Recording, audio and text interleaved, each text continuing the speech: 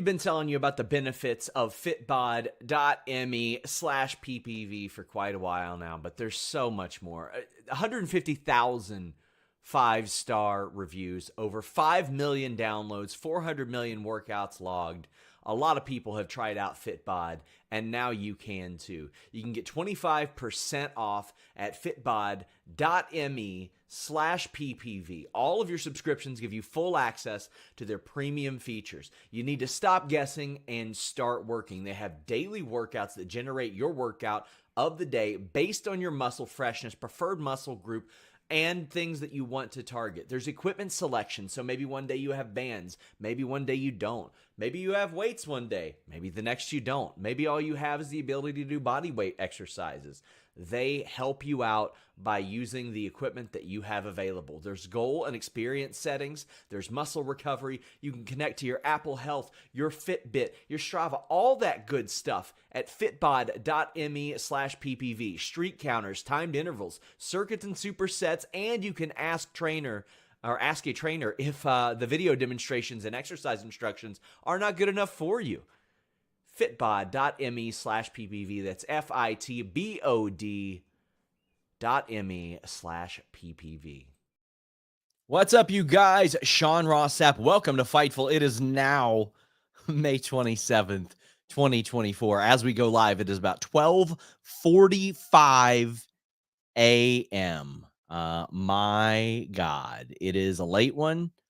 There is a lot to talk about, a lot to get into here on the Fightful post show. I'm going to sit here and make sure that we go live on X as well. We are live on Twitter. We want to be as interactive as possible with you guys. You're not going to get more backstage or exclusive news on any wrestling post show than this one. We got news on MJF. We got news on everything. What don't we have news on? FightfulSelect.com, the best $5 in the business. We had a big scoops thread. We had an exclusive on MJF's return. We had news on Gangrel, Juice Robinson, just an incredible amount of stuff. And it's easy to have a lot of scoops when you've got a show that runs 5.5 hours long. Now, I posted on Twitter. It flew by for me.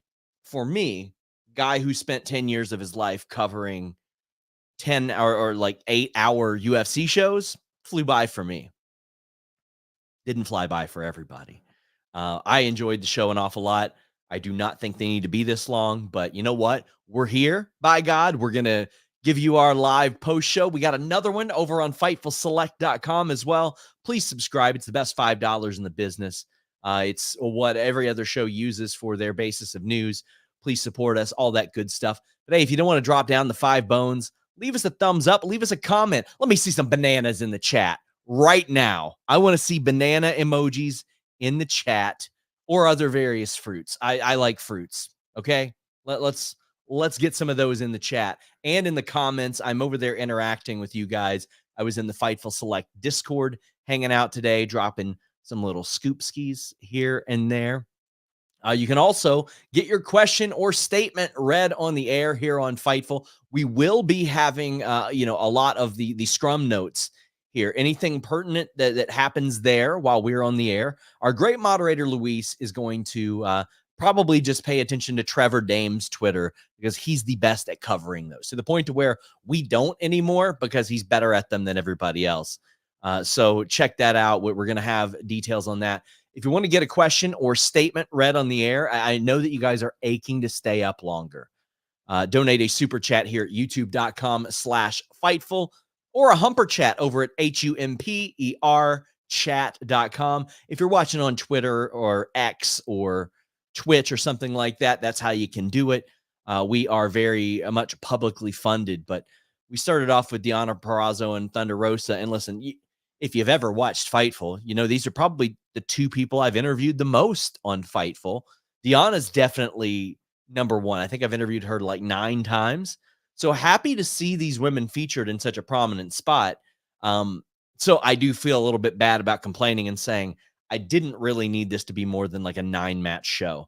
I do feel like as much as I, am on board with them and this, and I feel like this is a good platform, this acclaimed Cage and Agony and then the FTW match probably could have been on a big featured spot on Dynamite or Collision, and probably would have taken a smooth 45 minutes off of this extended runtime, in which didn't bother me, but certainly bothered a lot of people that I saw online. So, but listen, what we've got to review is what we've got, and that's Deonna Purrazzo, Thunder Rosa. Big shout out to Thunder Rosa for the Uvalde honoring that she did the 21 crosses on her gear and all that stuff. We're slowly starting to see Deonna Purrazzo turn heel, starting to get some jealousy and stuff as a result of her coming up short in her title efforts. But I think that's probably the best method for her, especially considering her known allegiances to Britt Baker and stuff like that on an interpersonal level. Now, I don't know when Britt Baker's coming back. Fightful Select had reported that that she was not in Las Vegas for this weekend's show, but I it's hard for me to think that they can't have something for her, right? You know what I mean? Like, she's Britt Baker. You got something. AEW slowly but surely developing, contenders within this AEW women's division as well, because we had Toni and Serena in a killer match, Willow and Mercedes in what I thought was a really good match, and Chris making the turn. Then you got Deonna and Thunder Rosa on the undercard as well. That's what we need. We need some feuds that don't necessarily have the title in them. We're about to see that with Chris and Willow as well. So I like that. You need some of those undercard feuds. That way you've got people ready. That way it's not just cold and it's like, okay, well, here's your next title challenger. We also had a Charlie Ramone interview about the steel cage that I thought was really good. I mean, if you've watched the vlog stuff, you know that you know who he is, but I thought that was a nice bit of business there. Crazy 101 sends a humper chat or super chat and says, what a show. Crowd matches stories, 9.4 out of 10. Flaming said this show reminded me of why I stopped watching wrestling. I hate to hear that. I enjoyed it. D-Lo Diggs says, respectfully, I will say this. I watched the NBA game most of the night due to not being able to handle 5 hours of wrestling for a pay-per-view, in my opinion. Chat, I am interested in what you guys think about the runtime. I don't want them to make 5+ hours a habit. I don't think they should be making 4+ hours a habit, especially if they're doing 10 pay-per-views a year. One of my main issues with AEW programming is that a lot of, and I mean a heavy amount of the TV matches on Rampage, Collision, Dynamite are almost foregone conclusions. Now, there are some exceptions. The Fatal 4-Way tag match last night with House of Black was one. Brian Keith beating Boulder last week was one. There are a few. Orange Cassidy over Trent a few weeks ago was one as well. I feel like you could take some of these matches from this pay-per-view, apply them to Collision last night and to Dynamite this past week and say, no, you need to watch those. Some of these big matches are going to happen there as well. That's one thing I feel like WWE has done well. Now, I don't think AEW needs to take it down to 5 or even 6 matches like WWE has done. WWE is doing that because they're able to, and it's a method that's working exceptionally well for them right now. I think 8 matches would absolutely work for AEW, 8 or 9 or something like that.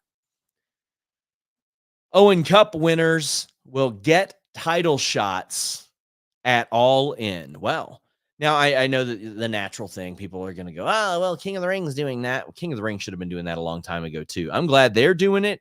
I'm glad that the Owen Cup is doing it as well.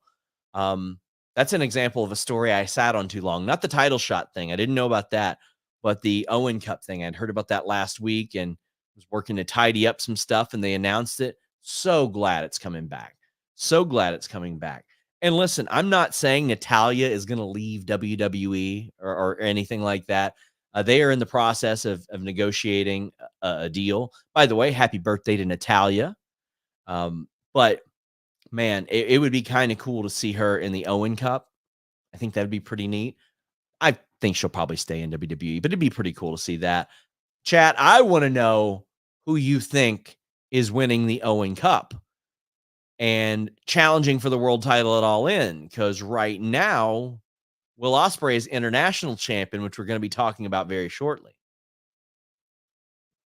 Any news when on it or if Camille will debut? Well, I knew it wasn't going to be tonight because she dropped a little hint at it.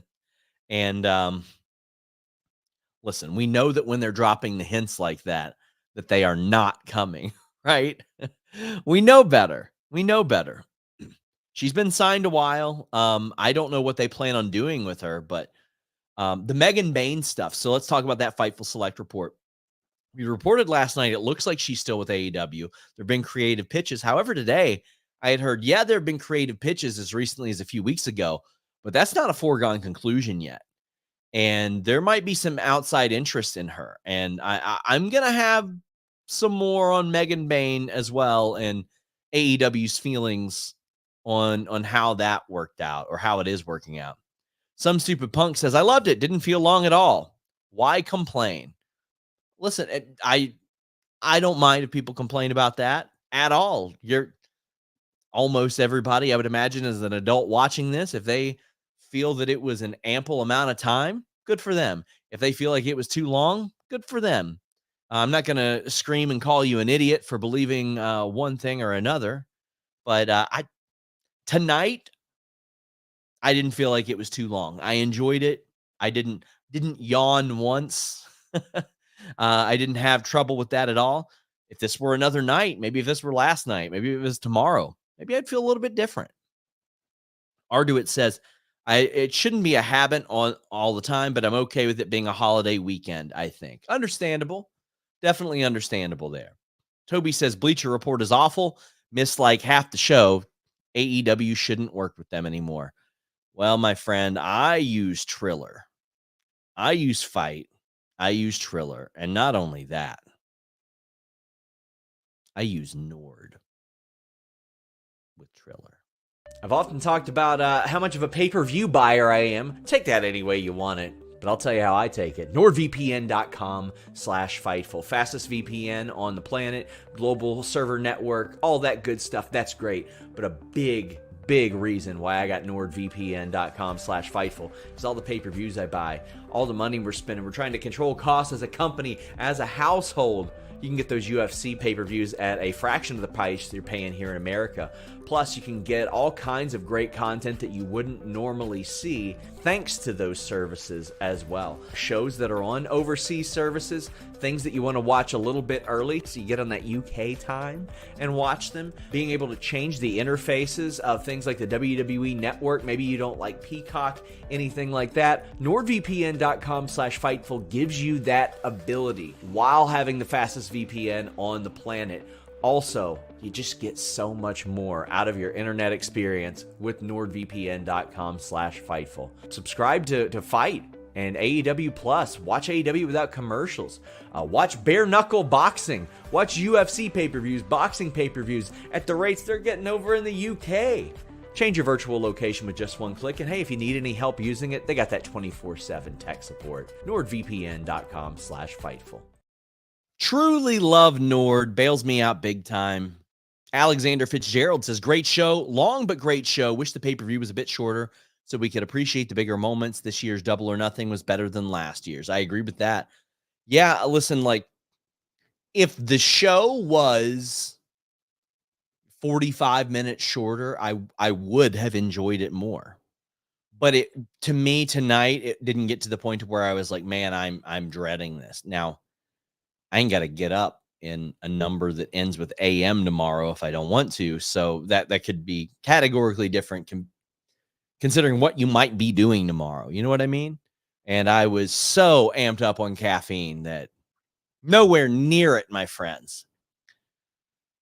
Acclaimed and Daddy Ass defeated the Cage of Agony. I feel like after the turn, Cage of Agony could have really used a win here. Because, like, what are the Acclaimed and Daddy Ass going to be challenging for the trios titles anytime soon? I'm going to guess, hope, pray at night to Jesus Lord that won't be happening. I like the Acclaimed and Daddy Ass just fine, but I don't need to see that again. I'm ready for that to be done and gone. Cage and Agony, though, or Cage of Agony, I would have really liked to have seen them start a little bit of something, especially after that turn. There was a fan that was not having the scissoring thing, dropped an envelope in, I think it was Anthony Bowen's scissors. The Las Vegas Knights mascot gets involved. I just need the Cage of Agony getting wins here. Just need that happening. It happened. There's no reason this show needed to be on the buy-in. Not a single one. If this was on Collision, I would have been like, yeah, fine. Rampage, sure. I'm happy for the individuals. Don't get me wrong. Lots of great fellas there. But absolutely did not need to be on the buy-in. Not necessary at all. Sir Brendo, hope you're doing well, Sir Brendo. Says, hope everyone is safe at the storms. I hear the rain right behind me. I hear it. Hopefully my power stays on. We kicked off the show.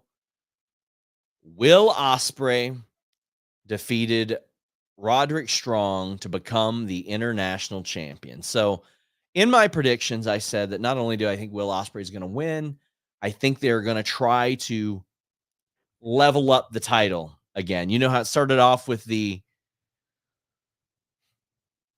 All Atlantic title and they leveled it up to the international title. I wouldn't doubt that eventually down the line, this could become the international world championship, sort of like what I think Rick Rude held in WCW when the big gold belt came back and they made it that, or whatever the hell they did. I think they're going to do everything they can to make it seem on an even plane or half a step behind, because I don't think Will Ospreay is challenging for the world title at All In. As of this moment, I don't think he is. Vicky says, hi, Sean, sending you this for Ospreay. As you recall, I'd give you 5 for Sting and double it when he won. Here's 5 for Will, 5 for the win. Man, we got a win bonus for Vicky's favorites. I love it. Aside from Jericho, great show. Thank you, SRS and mods. Well, thank you. And thank you to everybody that's here. We always love hearing from you, Vicky. Hope you're feeling okay. Anthony Velazquez said, can't remember the last time a wrestler has gained my respect the way that Will Ospreay has. Didn't know much about him before AEW, but he's one of my favorites now. And I mean, that's something I had a good feeling would translate to United States Wrestling TV. Not only that, but he's causing everybody's in-ring level to go up because he is a cut above so many others. And there's nothing wrong with Will Ospreay being a cut above everybody else. And that's not to minimize anybody else. Will Ospreay is just really, really great. He can cut a great promo. He's very passionate. He's got in-ring charisma. He can tell great stories. He can sell his ass off. He can do things that nobody else can do. And he's a phenomenal wrestler. Just phenomenal. There was a spot in this match that was not phenomenal. It was downright horrifying. The Doomsday suicide dive on the outside. There were like 83 things that went wrong with this. The idea, the execution, the way that it went, ended up getting missed, was not a good spot. Was not good. And listen, if you're in a match with Will Ospreay and you got people as talented as Bennett and Taven, well, you're going to go for ambitious spots like that, right? This one didn't hit. It looked rough. It looked bad. They started off hot in this match. They did a spot where Wardlow like almost, it was such like a 9-to-5 interference. You know what I mean? Like Wardlow clocked in, and then when he got caught, he clocked out. He said, yeah, I ain't even trying anymore. I'm just here because I gotta be. Just here so I can keep collecting my check, trying to keep these insurance bennies. That's all he's trying to do. He's not there to help Roderick Strong or to help out the Undisputed Kingdom. I feel like he's been over this shit for a while. You know what I mean? He's there. I tried. You all saw me. It's like, when you go out and you're and you're a little bit of an introvert, and you go out, you're seen, you go back home. It's like, you're witnesses. You all saw me out. I came out to this pre-Thanksgiving gathering. There you go. That was Wardlow tonight. He made his public appearance, and then he hit the bricks. Silver says, has it been said before that a title can change on DQ and count out? Notice the refs say Roddy would lose the title if Wardlow didn't leave the ring. Chat, I don't remember this. Luis, if you happen to see anybody in the chat bring up an instance, let me know, because I don't remember that at all. I don't remember. And I mean, maybe I was a little focused on something else. Didn't even notice that specific part, but I don't remember another time. There have been special circumstances, but I'll see if the chat happens to know there as well. As Victor Bontino says, for the work rate journalist of professional wrestling, man, I worked a 30-minute horrible match a few weeks ago. So that right here in the fields. And I'm back full time now. This is my first week doing a full slate of shows since my grandmother passed. So it's been wonderful to be back. It's been a great wrestling week. It's been a great wrestling weekend as well. Bryce did shout that to Roddy, according to Luis, by the way. So before this match, Will Ospreay came over, fist bumped Callis. I think you kind of see the writing on the wall there. What I don't want is a long-term Callis and Ospreay feud. There's a lot of Callis on this show, which we will get back to. But Callis is like trying to get Will Ospreay to unretire the Tiger Driver 91. Now, for those of you who don't know, Will Ospreay retired that move because he almost ended the career of Bryan Danielson in kayfabe. We had reported on FightfulSelect.com that he was fine. And of course he was fine. Please subscribe to FightfulSelect.com. But Ospreay teased it, and then he decided against it. And this really plays off of the Roderick Strong neck injury type of thing as well. So I liked that. That was pretty good because even some people were like, oh, damn. I loved the flip out of I think it's the end of Heartache, landing on his feet, going into the hidden blade, and his finish. It's like Will Ospreay has had, I'm not a big Os cutter guy. Don't like that. But he's got like 3 or 4 finishes that are just really, really good. And now the Tiger Driver is 91 is like a special finish. Like if Randy Orton ever busts the punt out again, which I got to believe he's going to do at some point. That's sort of his Tiger Driver 91 now. Really dig that. Ospreay's international champion. Golden. It's going to be great for that title. Listen, you got a lot of top guys. You got Moxley, who's got the IWGP championship and all that. But you've got a lot of top guys, and even though you're missing some, you got some back tonight. But you got to level up some of these championships, especially when you got 50 of them. I think they've got too many belts. I don't need an individual continental championship belt and all that stuff. Too many titles for sure. Jacob says it's the rules with the matches with the belt, interference and countouts, etc. Change the titles. Thank you, Jacob. Friend DNC Digital says, may be wrong, but has AEW ever had a multi-pay-per-view world championship feud? Is the reason why, or am I just too used to seeing that over the years? Multi-pay-per-view world championship feud. Yeah, I believe so. I'm not encyclopedic here, but I'm pretty sure they have. And I know that somebody will remind me. I believe so. Oh, man. So, immediately after this match, Adam Cole comes out. A welcome sight. And he says, it's time for story time with Adam Cole. He brings up the devil. And it happens. We get this video going down a hall. We see MJF memorabilia and a ripped picture of Adam Cole and MJF. So MJF comes out. He's got this new look, sort of somebody's called it his Triple H look. Hit number 1 for me right there. He goes in, faces off with Adam Cole. Adam Cole hugs him, kicks him in the balls. Hit number 2. He hits Adam Cole with a brain buster, not dropping him on his feet, anything like that. Then he cuts a promo, and boy, does he cut a promo. He looks great. He's jacked. He's not wearing the same stuff. There was this orchestral version of his theme, which was really good as well. DeLeo asks an important question. Says, a bit confused on the MJF return. Feels like they just buried Adam Cole's story and aren't going to do a feud between them. So, educated hunch here. I had heard recently that Adam Cole was not anywhere near returning, so they can't do much. Do you want him feuding with Wardlow, Matt Taven, Mike Bennett, and Roderick Strong? Answer me that. If the answer is yes, well, okay, there's some meat left on the bone here. He should absolutely be getting his on them.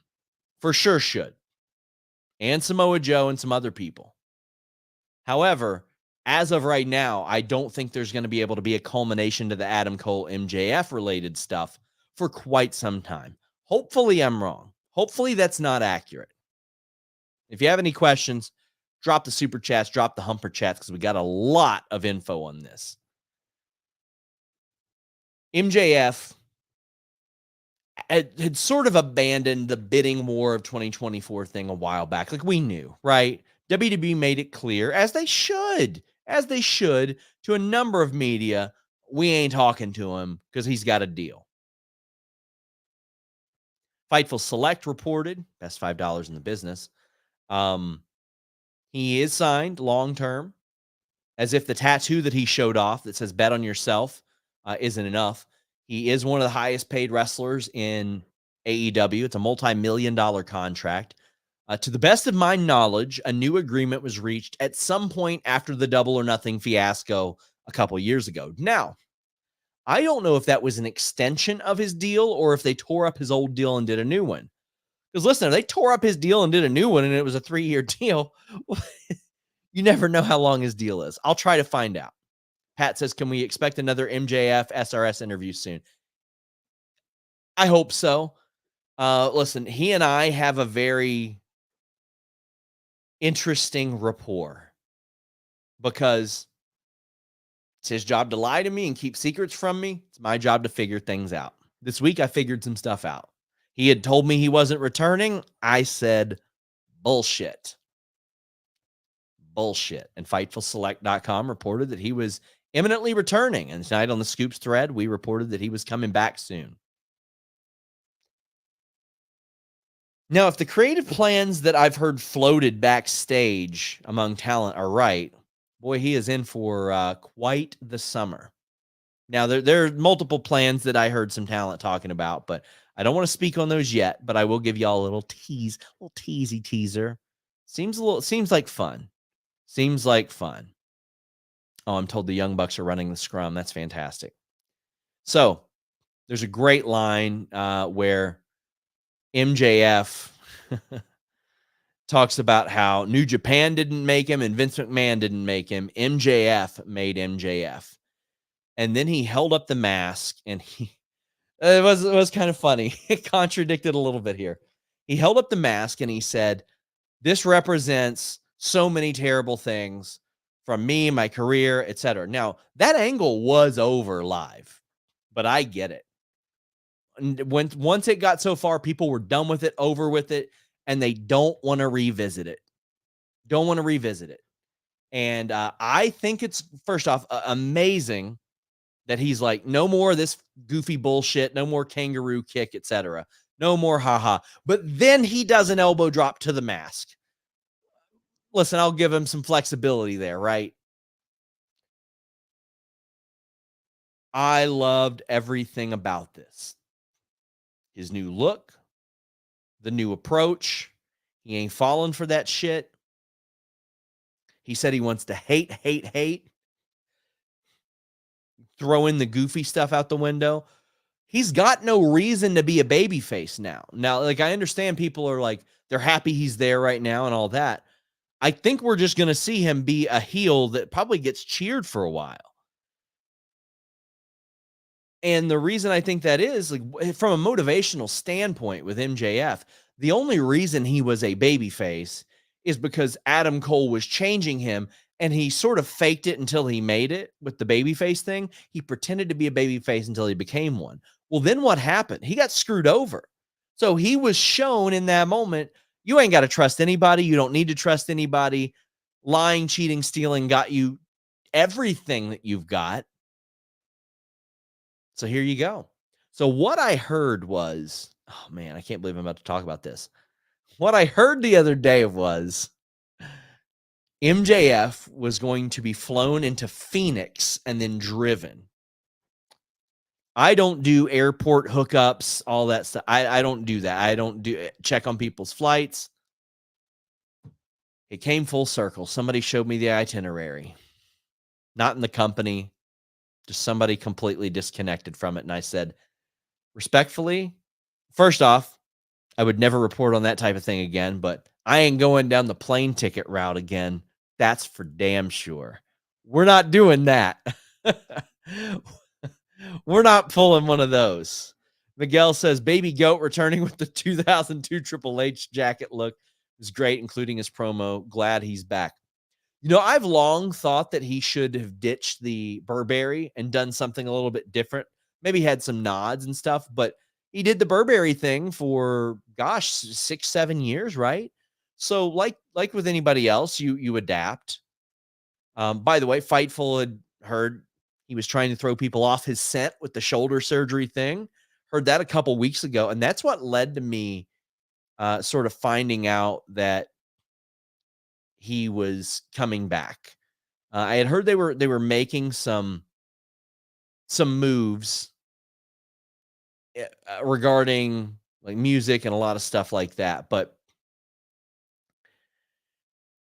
there were people that were telling me like, oh yeah, he doesn't need the shoulder sling and all that stuff. Wait, Renee and Barry Bloom are asking questions to the Bucks at the presser. What is going on? Literally. What? Matt? What is going on? What is going on? What's going on, Joe Schmo? I loved the MJF return. Loved it. AEW and WWE have both been missing out on big stars. Right now in WWE, there is no Rock. There is no Roman Reigns. John Cena's on his break, Charlotte sidelined. Becky might be about to leave. We don't know. Seth Rollins has been out. Drew was slightly out. Punk has been out. In AEW, you had MJF, Adam Cole, Kenny Omega, Jamie Hayter, Britt Baker. A ton of people missing. Need big stars back. MJF is a big star. Love to hear what you guys think about MJF's return. RJ says, fantastic weekend of wrestling. It was a brilliant weekend of wrestling. I loved it. Bang Bang Gang versus Death Triangle. FightfulSelect.com. Best $5 in the business. Juice Robinson's back. We had reported that he was in Las Vegas for the show. Death Triangle, man, like they just never gotten that big push. Now, I understand that some of it is injuries and Pac, going back and forth. It's just a bummer because I would love to see them as trios champions. I really would. I will say that immediately upon Juice Robinson returning, I'm like, yeah, you know what? I can handle the Bang Bang Gang being trios champions. Now, I have been asking about the Bullet Club Gold name and all that stuff. We're going to work on something, hopefully for this week, on that. But Juice Robinson helped them get the win. It was fine. This is one where I feel like they could have done on they could have done it on Dynamite or Collision. However, you would have had a lot of people saying, yeah, you know what? You got to have Jay White on the pay-per-view. I don't think you have to have all your big stars on pay-per-view. I mean, WWE doesn't have to, but they're also a drawing machine right now. So, fair. Decent match. On this show, it won't stick out the way that a lot of other things did. I want to see something substantial for Death Triangle. I would have loved to have seen a run like that, but I mean, man, we're talking about 5 years ago. Pac was going to be one of the guys that was in the top title picture, if you guys remember. When that first presser happened, it was Pac and Hangman Page that came out and said, you know what? I want to be the world champion. Irene says, awesome MJF return. Of course, he killed it on the mic. Smart heel tweener character so far. I saw Wolverine in the jacket look more than Triple H. Yeah, fair. He and Brian Cage might have words over that. Swolverine. But I loved it. I loved that he looked different. He said he was going to do things different. I think that he should drop almost everything he did before and show people how he can adapt. And we're talking about a 27-year-old who has already been to the mountaintop, already had match of the year contenders, already had a year-plus title reign, knows how to stay in the news. Man, this guy is, there are sometimes I'm like, okay, well, has he peaked? And then I see this and I go, no, he hasn't peaked. Woo, Toni Storm defeated Serena Deeb. Tim says, could we see Mina versus Toni at Forbidden Door? Yes, we could. Rocky Romero told FightfulSelect.com in our recent interview, please subscribe, $5 a month, that Stardom would definitely be involved and that CMLL likely would be involved in Forbidden Door. Crowd loved Toni, man, and they adjusted accordingly. They really did. Serena worked the leg. I absolutely got sold on the finish in this match with Serena. And Fluffy Panda says, totally bought a Deeb win. Who do you pick next for Toni? We'll get into that momentarily, but with the totally bought the Deeb win, I'm with you. The leg was worked over. They did this spot on the outside that really brilliantly set this up. Mariah May almost threw in the towel for Toni, and you look at it and you go, is it genuine concern or is it her being vindictive over Toni doing the same thing? And Luther was like, no, you're not doing that. She wouldn't want you to do that, so you're not gonna. Toni catches Luther and blames it on him, and it leads to this spot where I can't remember the name of Serena's move. It's sort of like the neutralizer. The Gotch style neutralizer on the apron and then back in the ring. And I love the move. It's a phenomenal move. I bought it. I go, oh my God, they're going to go to this and you're going to have Deanna and Thunder Rosa feuding without a title, Willow and Chris without a title. You're going to have Toni and Mariah without a title as well. But then Toni kicks out and man, Toni is over AF right now. That finish on the apron sold me. Toni hits a second rope pile driver that is absolutely filthy, bro. Filthy. My only complaint, I wish Toni would have sold the leg more. That got worked over so much during that period. Really wish she would have sold the leg more there and going up the ramp. But other than that, I thought it was a killer match. Toni winning is probably the right thing. I don't want Serena to just, disappear now, though. Serena should be booked appropriately. It's just in this situation, well, what's next?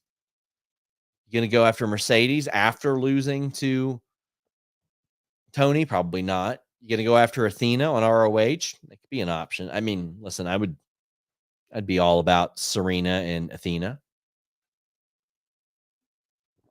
Perhaps a big Forbidden Door match. Serena against some good Joshi talent. Something I could get behind for sure. So who's next for Toni?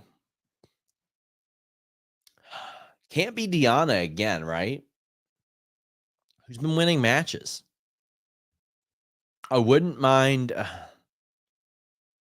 Can't go straight to Mariah May yet. Oh, it's going to be a Stardom talent. It'll be a Stardom talent. That's who it'll be. Because they'll do Forbidden Door there. And we got somebody saying you could see Mina. I would really I think Mina is the right one because then you can play off of Mariah May and where does her allegiance lie there.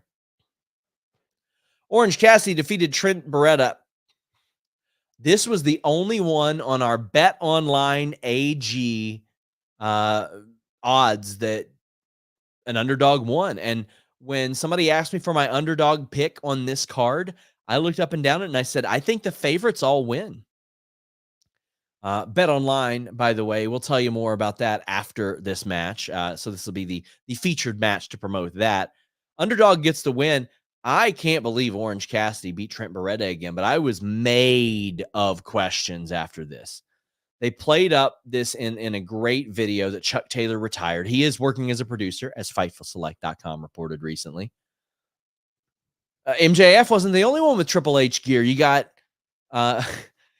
Trent with the 1998 Triple H gear with the colors on the inside. I don't know if he's worn those before. Don't give a damn, but that's exactly what it reminded me of. He also got the new theme, too, by Mikey Ruckus, FightfulSelect.com reported. And it's got the human beatbox, and then instead of best friend, it says best Trent. Well, let me tell you what I'm happy about, friends. Orange Cassidy comes out to or he doesn't come out. Jefferson Starship hits. For those of you that aren't clued in, Orange Cassidy's character is based off of Wet Hot American Summer and the character that Paul Rudd played on it. If you haven't watched that show, unbelievable show, hilarious show, one of the most ridiculous, stupid shows ever, and Paul Rudd is amazing in it. And that was the opening theme of that show. Then Where Is My Mind hits, and it's such a better song. It's a better song. It's a better theme. So from what I understand, back in the day, AEW was like, hell yeah, let's get Jefferson Starship. And they quoted them a price that was way too high. And that's saying something, because Tony Khan has paid an awful lot of money, paid into the millions for the variety of songs that he's licensed, as would be referenced later in the night. After the success of Where Is My Mind as Orange Cassidy's theme, Jefferson Starship came back and they're like, we'll come back down to earth a little bit on this because we would like to see some of that. Because listen, are they getting paid like Rancid for the Ruby Soho theme? Of course they're getting paid an insane amount of money for it, but they're opening themselves up to a brand new audience. Now, these artists should not be giving it away for exposure, but like you are opening yourself up to millions of people who did not know who the Pixies were and might have been familiar with Jefferson Starship, but probably weren't hip to that song too much. So I'm glad the Pixies are back. All for that. There was a disgusting cradle pile driver on the apron. But the thing that was most interesting about this match wasn't in the match. The match happened. It was there. Wasn't like a top 5 match on the show. No offense. But I'm fascinated with what happened afterwards because OC won. And I'm going to look into it. But the end was Trent walking away and he's like, I'm not doing this. I'm not doing this. And I don't know what this is about. I know they made a new theme for Trent. In my mind, I'm thinking, okay, the 5-year AEW deals, could they be up right now? Is he going somewhere? Surely this has got to lead to something. Can't believe they would let him go, so to speak, but I'm fascinated by this. The match left a lot to be desired. It really did. But the post-match, post-match had me really interested. Anthony says, holy hell, that pay-per-view was something else. Outside of the OC Trent match, all the right people won. Well, I wanted Trent to win, but I also want to see what happens here. Don Callis also said that he's going to offer a contract to the Don Callis family on Dynamite, indicated it was to Orange Cassidy. Hopefully it's Trent because Trent needs that. But New Lac City says, hey, SRS, show could have cut OC Trent or put it somewhere on the pre-show. FTW match 2 would have helped shave some time. Last 4 matches really gave me a second wing, though, especially that Insane Anarchy match. Love the show. Yeah, it definitely gave me a pick-me-up. These three matches that we're about to talk about, that's what had me like going, could have cut some stuff. Could have cut some stuff for sure. So again, OC and Cassidy, or OC and Trent, I'm like, okay. Match. But the aftermath, good. So I want to talk about something that Luis just put in our document. Mercedes has asked if there's anyone, actually, no, regarding not debuting earlier. Mercedes says Toni told her she was debuting on Friday after Big Business and asked her if she could wait for Double or Nothing in the ring. Mercedes said, bitch, I'm patient. Says fairly in character here. Some great Toni facial expressions you're missing. So, not calling the woman a liar, but I'll tell you what I heard. Back when I got news from WWE that she wasn't signing there, they said she wouldn't be cleared for quite a while anyway, wouldn't be ready for the Rumble. New Japan was very, very upset that there were reports that they had planned her for Battle in the Valley and they didn't work out because they said, no, we didn't plan her for Battle in the Valley. We didn't plan her for the Wrestle Kingdom show because she wasn't cleared and we could not have used her. I was told in March February or March when we reported the Mercedes news that they knew she wouldn't be able to wrestle till April or May. And they had been planning on it to be Double or Nothing. FightfulSelect.com reported that. FTW Championship match. Okay, let's talk about the good. The dice were funny. I will say this, as a fan of ECW, this was certainly in the spirit of ECW, the TNN era. There were some very scary spots in this match, and I am not a pearl clutcher when it comes to safety in wrestling. The double back suplex on Chris Jericho could have been really, really bad. And when Jericho rolled out, I was like, uh-oh, is he pissed? That could have been bad. There was a lot of helping each other in this match. Like, I don't like it when I see people doing spots. And for example, I'll give you an example. First off, it was when they were up on the top rope and they were, fumbling around with that. Jericho's down there like this, just waiting, making sure his arms don't get broken. I'm not a fan of, like, say Triple H is setting up somebody for the pedigree and they throw their arm up to be hooked. Or when you go to suplex somebody and they hook their own head. You know what I mean? I don't like that. Don't help your opponent do the move. Van Twinblade says, 8 out of 10 show. Only gripe I have is the Jericho one. The spot on the table was a lot to wait for. That was painful to watch. It was painful to watch when, I don't even know if that was the plan, the table didn't break. There was an audible called and Jericho wisely had himself put through the table. But I was worried about Hook's neck there. I was immediately thinking, oh no, remembering when his dad broke his neck. And I was like, oh no, hopefully that doesn't happen.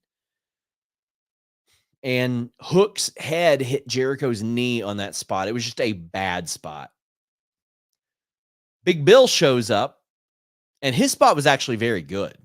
The table spot with Hook was really, really great. But Big Bill almost got impaled. And listen, you can't put that on anybody. That is a freak thing. But the table legs were standing straight up, and Big Bill's body went bam, right through there. That was scary. The camera work was really great around it, though. Camera work got down by the legs and really highlighted, this dude almost got screwed up bad. Like, it almost went bad. A masked man shows up, helps Jericho win, unmasks, and it's Bryan Keith, and he got a great reaction. I don't know how I feel about this. Initially, I went, hell yeah, something for Bryan Keith. Then I went, the Jericho Vortex, in which he, has he's wised up to now. People talk about the Jericho Vortex and getting sucked into it. And what happened to 2.0? What happened to Sammy? What happened to Proud and Powerful? The Jericho Vortex. Now, it was explained he was a hired bounty hunter by Jericho, which is good because he ain't collected many bounties of late. And he needs to be. He doesn't have like the APA physically imposing thing, but you know what? I can buy the gimmick. Don't know if I want him with Jericho long term, though. Like, you know, when The Miz got help from Bronson Reed, and we were like, oh no. Oh no. That's how I felt about this. I was like, oh, don't do it. Don't do it. This match could have been on Dynamite. This match could have been on Dynamite, but instead, we're looking at Chris Jericho. And let me tell you, my friends, that's how you'll be looking if you use BetOnline AG. Hey guys, I'm here to tell you about BetOnline.ag, the official betting partner of Fightful. It's not just an online platform. They've been trusted for over 25 years. They boast a focus on the player approach and have built their reputation on offering their clients nothing but the best. From cutting-edge technology to enticing promotions and the latest sports betting odds. Whether it be wrestling, MMA, boxing, or football, baseball, basketball, or racing, anything you can think of. All major sporting events are covered by betonline.ag. Fast payouts, highest credit card acceptance industry-wide, safe and secure online environments, and their live betting feature allows you to bet on your favorites weekly and easily and in real time. betonline.ag. That's where we're going at Fightful. That's where we suggest you go as well. That's where we get all of our odds at. BetOnline.ag. Only bet what you can, and please bet responsibly. A reminder, guys, some ways you can support us besides our wonderful sponsors at BetOnline and Nord and Fitbod. Leave a thumbs up on this video. Leave a comment. Share the video on social media. That helps out a lot. If you leave a nice review on audio platforms, that goes a long way. We're going to start some additional contests that everybody will be entered into if they've left us a nice review on Spotify, Amazon, Apple, and the like. We are primarily a video platform, so not as many people find us on audio, but we are on all audio platforms. And you guys leaving nice reviews goes a long way. Of course, FightfulSelect.com. You get like 40 plus podcasts a month, access to our exclusive select members only Discord, hundreds of wrestling news stories a month, Q&As every single week. Man, all for $5 a month. And I know some of you might say, why would I pay $5 a month? Why would I do that for wrestling news? You're supporting a great staff. You're supporting the pursuit of good, accurate news. We would greatly appreciate it. Get your super chats. Get your humper chats in.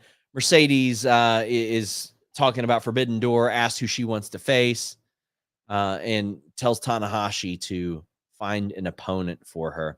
Said tonight felt incredible, and thinks tonight showed people in WWE, or showed people that WWE is not the only place for wrestling. Tony Khan reflected on 5 years of AEW, said he would have advised his younger self to be prepared for something crazy happening within 8 months, like the pandemic. But he's very proud about how they handled it. Called Darby the best possible replacement for Eddie Kingston tonight, and was happy with New Japan as a partner. Tanahashi also spoke as well. Ospreay is up there now. He does. Ospreay said he'd love to wrestle someone in New Japan, Rev Pro, MCW, CMLL. Doesn't think he's allowed to work for something in Stardom, but he would. Well, we had John Moxley not defending the IWGP Championship. It's an eliminator against Takeshita. So I was asked if you had to pick one underdog, who would it be? And I had picked Takeshita because I was like, okay, maybe that would set that up. But man, New Japan does a lot of giving in this relationship, right? And AEW picks off their talent, and that's the game. Those are the breaks. But then I thought about it, and I was like, they ain't having their IWGP World Heavyweight Champion lose on AEW TV. That'd be shocking. Now, I saw people say, well, why do this? Why do this? They do this in tournaments all the time there. The G1, you beat the champion. Guess what? You get a title shot down the line. This is hard hitting, but man, there's a lot of callous on this show. Don't know how y'all feel about that, but it was a lot of callous. He had an individual promo. He had the Takeshita match. He had the Trent match, an OC match, and then the opener with Ospreay too on commentary. This was a lot slower paced. I love a good Takeshita powerbomb. So they pretty well hinted that the interview that Takeshita did recently about AEW was sort of in character. RJ City had mentioned that on the pre-show. That was pretty interesting as well. And listen, everybody can see clear as day. Takeshita is going to be one of those guys. He's going to be what Great Muta was to NWA at the time. What I believe it was Kensuke Sasaki was to WCW at the time. You know, pretty important in that regard as their big Japanese stars that they utilize. I remember I was in Nashville the SummerSlam weekend, and we were at the Black Label Pro show, and me and Tyler Edwards were just like, he is so very clearly like a top guy, and I thought he delivered top guy stuff. Now this pace was a lot slower, and I think it was probably good on this show. I understand why you have Jon Moxley on this pay-per-view, because he's Jon Moxley and he puts asses in seats. From a viewer standpoint, this is one I could have been like Dynamite or Collision. However, it's Jon Moxley. You put Jon Moxley on the show. Takeshita did the Death Rider, which I thought was phenomenal. Like, this guy is just so good. So unbelievably good. It's a fine match. Moxley ends up countering the interference attempt, or actually Don Callis is trying to give Takeshita advice, like throw this chair in, and the ref keeps throwing them out. When the ref throws one out, there's another one in the ring. Jon Moxley hits the stomp. I love the ode to Seth Rollins that he's been doing for quite a while now. Hits a Death Rider for the win. So now you've got Takeshita, who is supposed to be the crown jewel of the Callis family, looking at old dude like, you just cost me the possible chance of getting an IWGP title shot. Meanwhile, you're sitting here flirting with Orange Cassidy in front of my face. I'm finally getting the focus. You're over here fist bumping Will Ospreay, who beat me. I wonder what's going on in Takeshita's head here. Wonder what's going on there. I'll tell you what's going on in my head for Adam Copeland and Malakai Black. FightfulSelect.com. We had a little bit more on Malakai Black's deal. And we reported that overtures had been made towards Gangrel. Man. So, Slayer South of Heaven theme really works for Adam Copeland. I think he used it at WrestleMania 39, right? Like, he used it last year's WrestleMania, I believe. Yeah. It's kick-ass. I'm not a Slayer guy. It kicks ass. He does the Brood entrance. Give me that. So, to give you guys like a little history of my favorite wrestlers, my first favorite wrestler was Marty Jannetty. Him and Sting. Then I found Too Cold Scorpio. Hell yeah. He became Flash Funk. Wasn't a lot to cheer for there, but I still loved him. Needed a new one when he got released. I saw this fella Edge. And then he joined the Brood. And he had the coolest entrance, coolest theme ever. He looked cool. And now he comes out to cool-ass music with a cool-ass entrance again. I dig it. Tell you what I didn't dig. That flying elbow drop off the top of the cage, because everybody saw him walking funky after this match. And when you see how he landed, he almost landed on his feet doing the elbow drop. To the point to where I feared that he just did it wrong and sort of like landed on his feet. I was like, what is he doing? Was he trying to do a splash or something like that?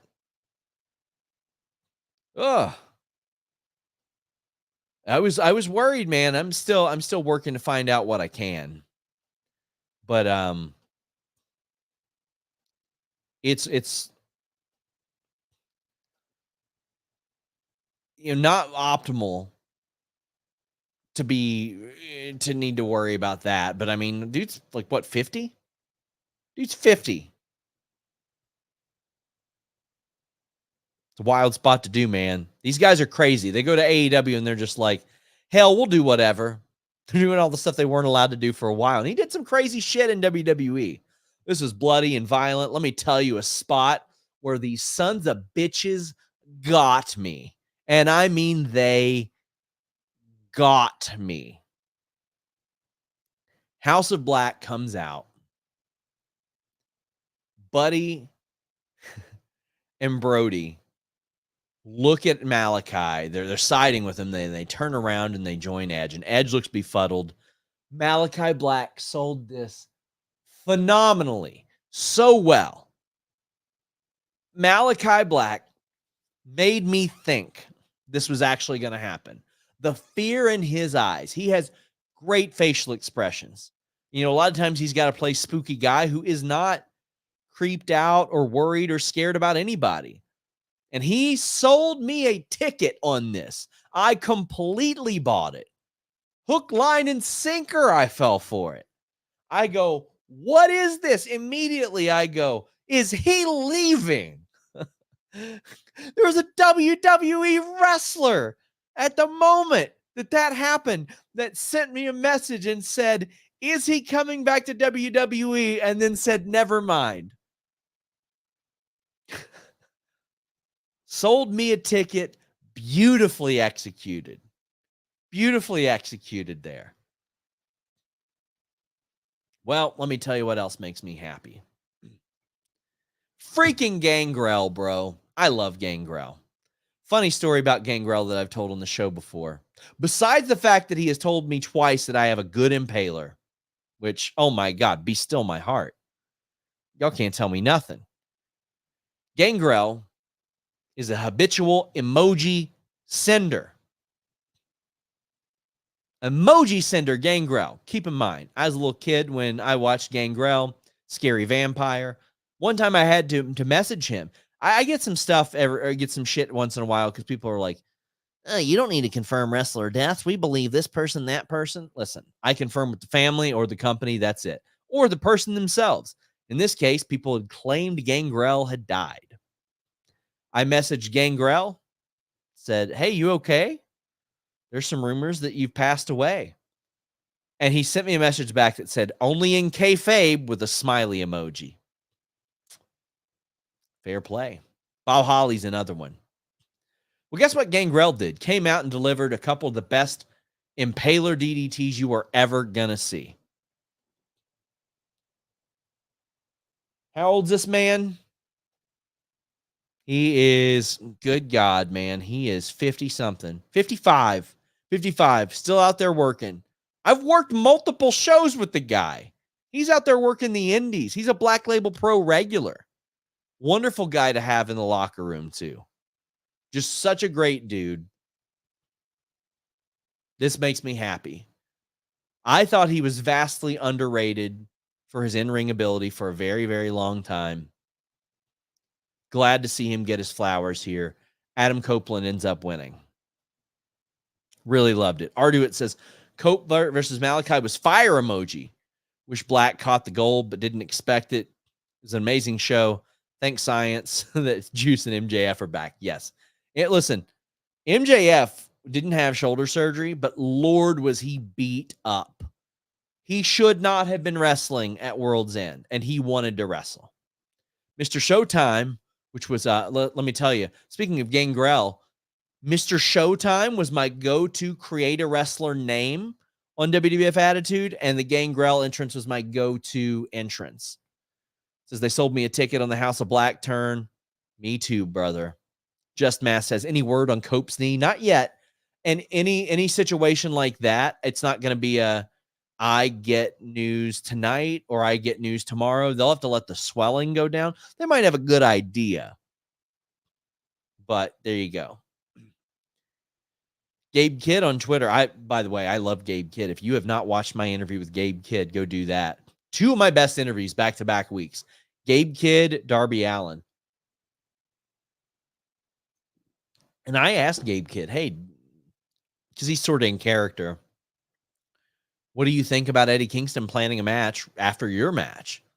He's like, I don't give a damn about that. And I'm like, you don't want to take him out of it? And he's like, yeah, you know what? I think I will. Yikes.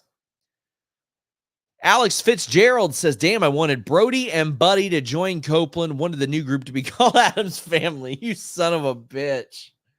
You dirty son of a bitch. Woo. Alex Fitzgerald says, is Copeland okay? The way he landed from the cage was scary. It was scary. TBD. I'm working on it. I am working on it. I promise. Bros, I badly need a cough button on this gimmick. Samuel Stahl, thank you so much for the generous super chat.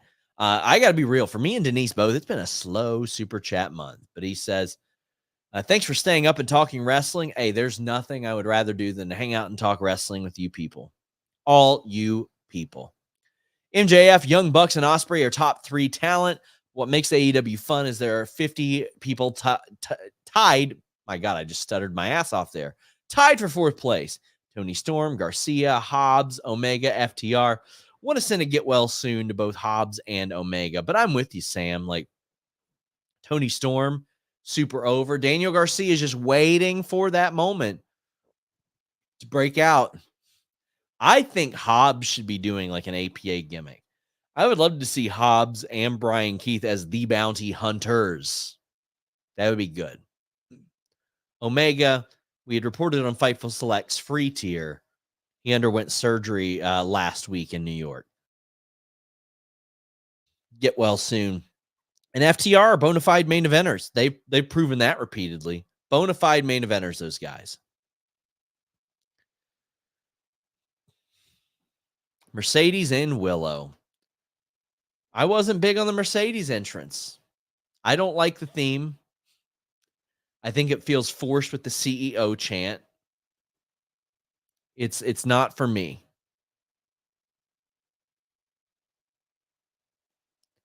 I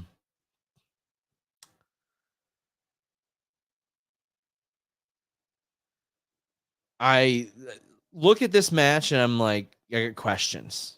I was like, how would Mercedes look? How would her ankle hold up? There were some spots I was worried about it, like when she picked up Willow for her finish, which I do not like that finish. Don't like that finish. Don't know what else she should do. Don't like that one. Chris and Stokely looked like $1 million. I did not expect to see like so much new stuff from Mercedes. Busting out straight ankle locks in the 50-50 guard. That's a hell yeah, brother, from me. Was very worried when I see Mercedes getting dropped on her neck. Like, the pounce was insane. I see Mercedes take it on her neck, and I'm like, damn it. What are we doing here? Because, I mean, this quickly reminded me that she's one of my favorite workers to watch in the world. What I didn't expect was to see Mercedes go after the ankle of Willow, and that was a story that I really loved. They were both going after the same body part. And really, it seemed like Mercedes motivated her to do that because Willow kind of wanted to win it without that. It looked like on the surface. Mercedes was like, I'm going to do to you what you did to me. Nasty ankle work both ways. There's some really good spots, like the powerbomb on the apron that was like our first real Mercedes sell in over a year, right? And she sold it great. She was great at it. There were a couple spots like the one-arm powerbomb and the gorilla clutch where I feel like Willow could have gotten Mercedes up for her a little bit. Like, she's got some powerhouse moves, but she didn't really like power her around in that sense. That being said, like, you're selling the attrition of war in that sense as well. I thought that Mercedes looked fantastic in this match. And that was, you always wonder, how is somebody going to look coming back from any injury, but especially an injury like that? Now, this is completely different. I believe it was Rafaela Sunsao. And if you go back and watch the old Holy Smokes MMA shows that I did with Joe Ferraro, I was like smaller competitors, especially like Rafaela Sunsao. You deal with a really rough ankle injury like that when moving around and footwork and flying around is very, very important to you. I always wonder like how that's going to affect a talent like that. And for Mercedes tonight, you couldn't have told me that she had an ankle injury prior. It's just, she didn't show that at all. I was concerned with the finish because I was like, oh my God, that's the type of thing that could lead to, a stress fracture in your foot or something like that. I don't know what I would rather her finish be, but you know what? If she can get Willow up for it, I think she'd be fine with anybody else. Which, I mean, Willow is so good at getting up for people and stuff like that as well. Broadway Joe says, do they do Becky Mercedes at Wembley or debut Becky at Wembley? Ricochet, New Day, are they coming over? Woods might have just dropped a hint on Twitter. I'm going to look into that. New Day did sign 5-year deals in 2019. However, I would believe that almost all of them have injury time added. Although whatever contract Big E was on, he is working that off now because he's going overseas. He's doing panel work and all that.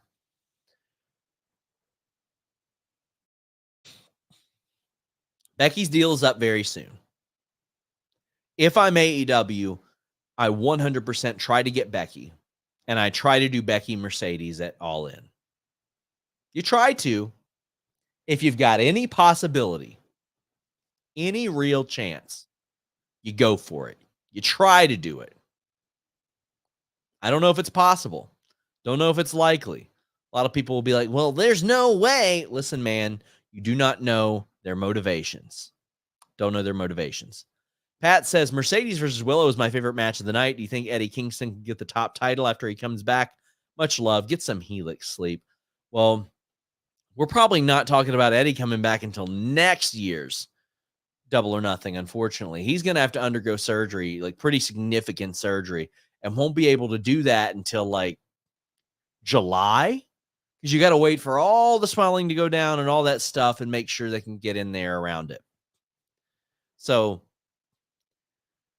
I think he'll be like the Cinderella story champion, right? And maybe not hold it that long, but he'll be like the Cinderella story champion. I thought Mercedes and Willow was very good. And then I loved what happened afterwards. Now we have Mercedes in the fold. We've got Chris Statlander and Willow splitting. Stokely berates Willow. And Chris pushes him down. And she helps Willow out and then brutally attacks her. Another good swerve. I mean, I have the feeling that the Chris thing was coming, right? But I didn't think it was happening that quickly. So I was very, very happy to see this, because what I don't need to see, I don't need to see a bunch of rematches and all that stuff. I need to see Chris Statlander go directly into the Willow feud. I need to see Willow directly go into that feud. Something with emotion, something with passion, something with a reason. We've got something to fight for that isn't the title, that can later have title implications, whether it be this one or the world title. That's what I feel like AEW needs to do more of. Now, they've done that with the Outcasts, or they were going that route with the Outcasts, and then Ruby Soho got pregnant. Congratulations. But, I'm excited for this. And Stokely Hathaway's facial expressions were so good, and they always are. He's such a talented guy.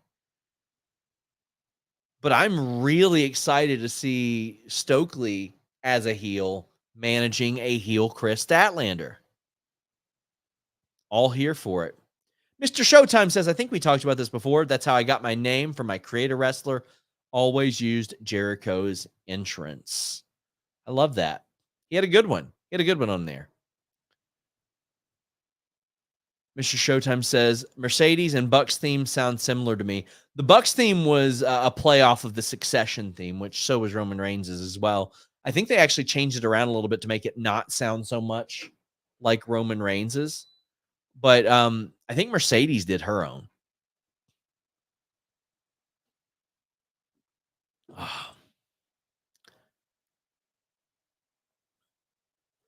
Swerve was asked about an update on his new shoes. He says they're coming soon. Working on trademarks, wanted to make sure they're proper. Swerve asked about Floyd Mayweather in the front row and doing a lot of media promoting AEW, opening up doors. He says Floyd has been, or he's been asked about that rather.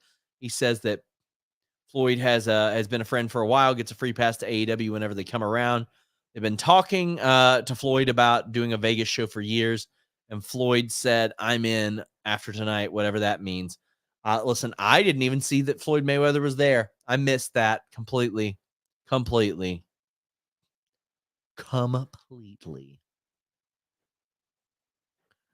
listen, if I'm not even doing a transition. Here's some Blue Chew for your penis. You know, Fightful and Blue Chew have been at it a long time. Maybe you've been at it a long time. Maybe you're lacking that motivation. Maybe you're lacking that confidence. You don't think you have what you once had. Blue Chew is here to get you there. BlueChew.com and the code FIGHTFUL. You'll get your first shipment free. Of what? Well, it's a chewable tablet that has the same ingredients as Viagra and Cialis, so it gets your performance ready to go. It's prescribed online. It ships straight to your door. You do an online consultation, and if approved, you'll be back to that main event level performance. Sometimes it's not even about performance. It's about that confidence. And Blue Chew is going to make sure that you have that. Blue Chew and the code FIGHTFUL. Your first shipment free. You just pay $5 shipping. What is there to lose? BlueChew.com and the code FIGHTFUL. AEW World Championship match. There was a wonderful Swerve Warriors intro. They always go all out for Swerve. They make him feel like a big star, and you ain't got to work that hard to make Swerve Strickland feel like a big star. But how about Prince freaking Nana, man? Guy who was like largely out of the wrestling business for a while, came back, and a lot of people were like, really, Prince Nana? And look at him now. Indispensable. So good. Such a valuable part of this act. Everybody loves him. Was, I think, a major part of Swerve being able to be over as a babyface was that Nana is so endearing. Well, he gets ejected pretty quickly because they played some games with him. There's ref you suck chants there. Luchasaurus ends up flubbing and getting Christian, but all of his posse get ejected. Mama Wayne, who I'm pretty sure is there because Nick Wayne can't check into hotels. I respect it. Get paid. And Nick Wayne ends up coming back.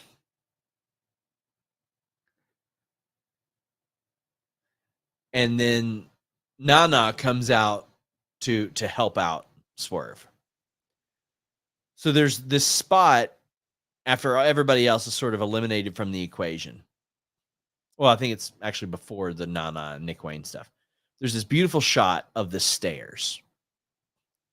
And they're jockeying for position to be able to slam each other on these stairs, right? And Christian's trying to do the power bomb off the ground from the apron. And Swerve just jumps up and does like the biggest Super Mario Brothers, I'm smashing a mushroom on your ass stomp possible. Just a beauty. A beauty. Then there was one on the table. Now, I immediately want Swerve to face somebody tip top. And I get it. Right now, a lot of people are tied up. But whether it be Danielson, even Ospreay, Moxley, somebody like that. But Christian always delivers in this spot. We had no doubt that that Swerve was going to win this match. None at all. But the story, the way they played into it, and that he was the elite's pick, thought that worked out pretty well. And Swerve makes everything very good. And let me tell you what I really love. I think he's like made the house call his finish. And just every time I would see that kick, I was like, that's one of the best kicks I've ever seen in my life. I don't see anybody that does a kick like that. So why not make it his finish? He won his match over Nick Wayne with that. Then there was this beautiful finish where they duck a few spots and Christian goes for the spear. Swerve hits him with the house call, does the stomp, then does the house call again. He did the triple headshot to old Christian, got the win. Pretty straightforward, clean win. It had the shenanigans and stuff, of course, but Swerve gets the win. You know what's coming here. I want a big Forbidden Door match. As big as possible. The biggest possible New Japan opponent. Don't put Tanahashi against him. Don't do it. Don't do it. Tony Khan has asked the presser if they've considered adding a women's or tag trios division. Says that he's open to it, thinks the women's division is the deepest they've been. They spent some time building it back due to injuries. He's going to get some more depth back as people recover. Even brought up he's interested in the division or a mixed division. It would set AEW apart. Luis wants Swerve and Shingo. I do too. Tony is asked if MJF signed or did a contract extension. Come on.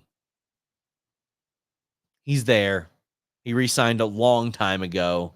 He won't ever he might tell people now when he re-signed, but I don't know. Tony Storm read a passage from her new book that needed a publisher, apparently. It was very vulgar. Go figure. Ospreay's asked if he'll be in the Owen this year. Said that if there's a chance for the world title, he'll be putting his name in that race. We are heading down the home stretch, my friends. A crisp hour and a half show tonight after a good 5.5 hours. We are past 2 a.m. Eastern live, and I appreciate every single one of you. Thank you all so much. A reminder, we got constant talk going on our Fightful Select Discord. We would greatly appreciate if you guys would join us there. Whew. Anarchy in the arena. Team Elite defeat Team AEW, and I believe it's the right call. So, Darby is out there with a face mask. Why is that? Well, I did an interview with him this past week. And he's like, yep, got cleared the day before. Called Toni the day before I was announced. Had to go to my foot doctor, or call the foot doctor, call my nose doctor, and get cleared. And they did it. And fortunately, he's alive. Now, the start of this match was so cool. The Young Bucks call for their new theme music to be played. And Bryan Danielson grabs the mic and he's like, no, play the greatest entrance theme of all time. And they start playing Final Countdown. And it is one of the coolest moments you will see. I know many of you are too young to remember when New Jack was in ECW and they'd play Natural Born Killers throughout his entire match. It was an experience. This was an experience. This was the first thing on the show that made me go, wish I was there for that. It was so good. And the action that you saw there, and you would see fans up on the concourse and in the concession area singing along as Dax is whooping somebody's ass with a trash can, or Darby's doing a coffin drop off of something. Such a cool sight. And like I said, this show, long in the tooth. But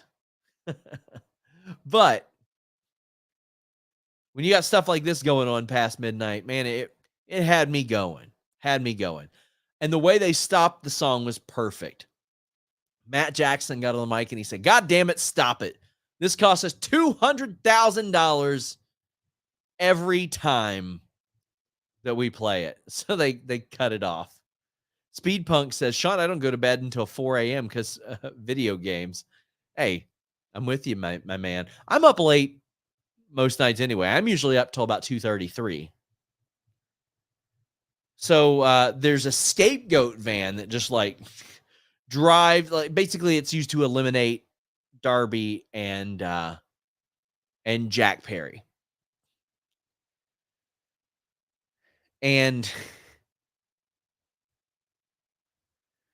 I thought this was really brilliant how they set this up, where Darby was chasing Jack Perry out. There's a swanton through a table, all this stuff to set it up. Jenny Wheeler says they screw up the camera angle by showing the Bucks setting up the fire extinguishers before Darby appeared with the flamethrowers. Probably, but considering the nature of safety, I'm good with that. So they grab Tony Khan, and Drake says any word on Tony Khan is okay. The way he was thrown and rolled down the ramp, good God. He scampered off hilariously. He's truly a really nice guy, but he scampered away in the way that you would want somebody in his position to scamper away. That's what you'd want. That is absolutely what you'd want to see. But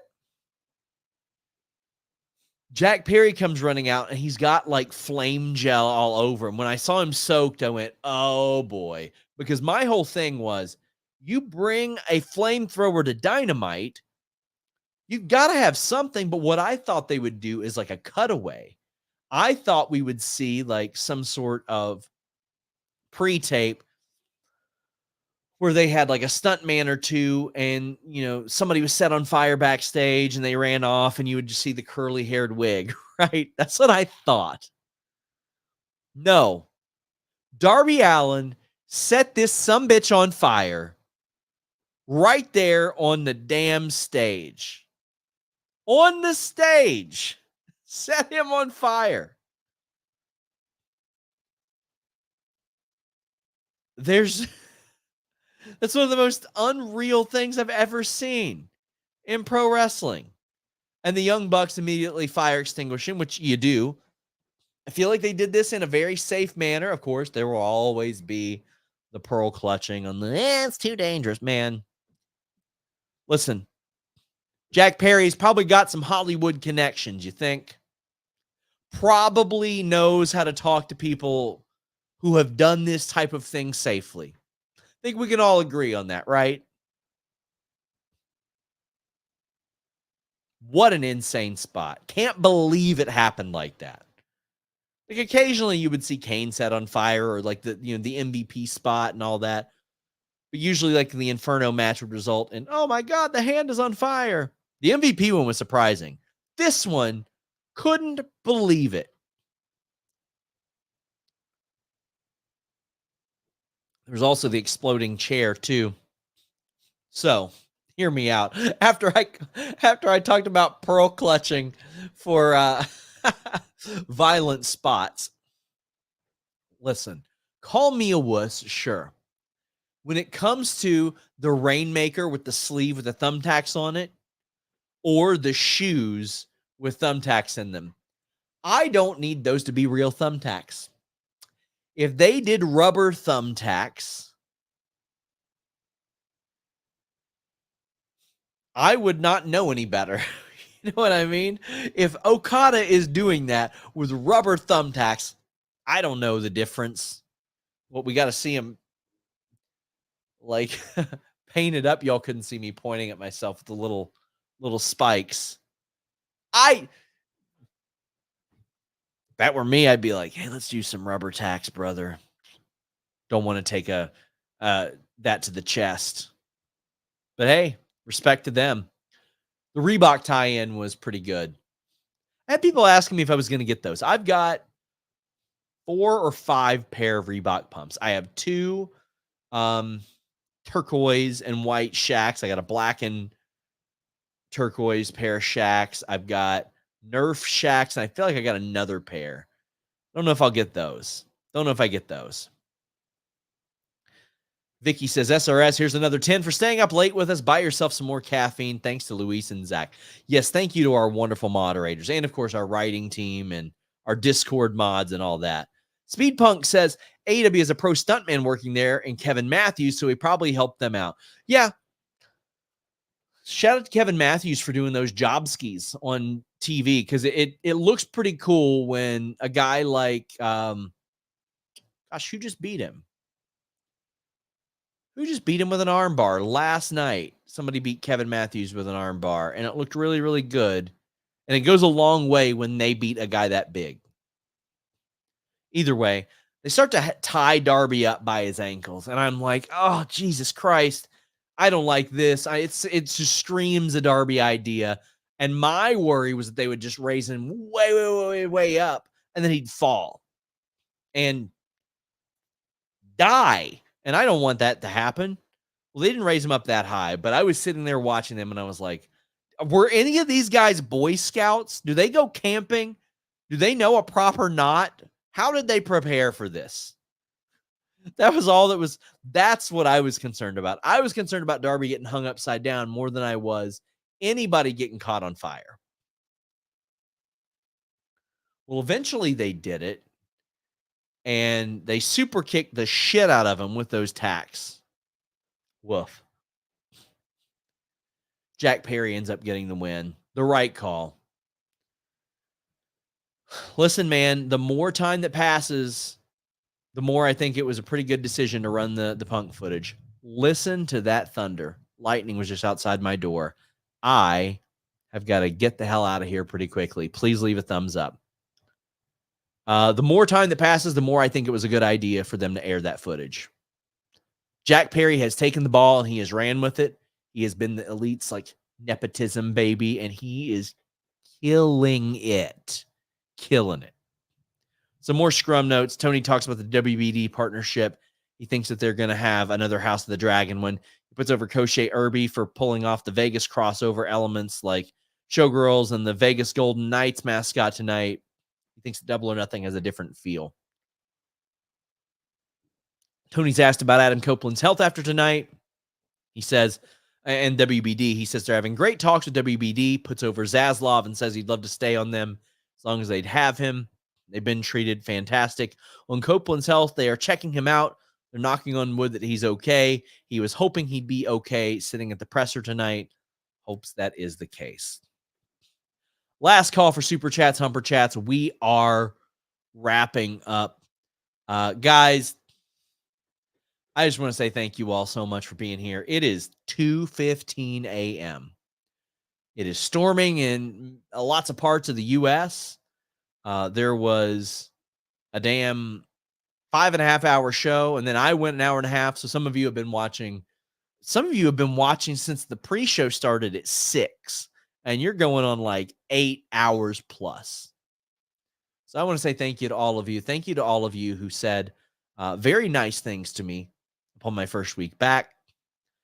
Thank you to all of you that subscribed to Fightful Select. It has been a down month financially in wrestling. I'm not going to lie to you. Me and Denise were talking about it.